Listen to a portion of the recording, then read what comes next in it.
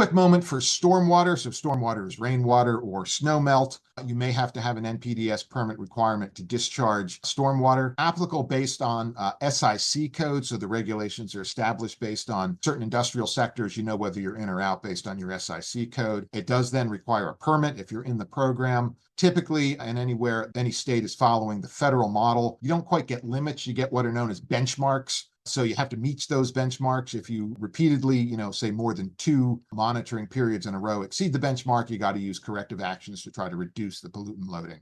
In some cases, you'll get a stormwater site-specific permit, especially if you've also got processed water discharges. Many other facilities that only have stormwater discharges, they don't have any water coming from their process, can get a general permit, which are issued at the state level and sort of meant to broadly encompass a large number of facilities and make it easy to opt into that permit.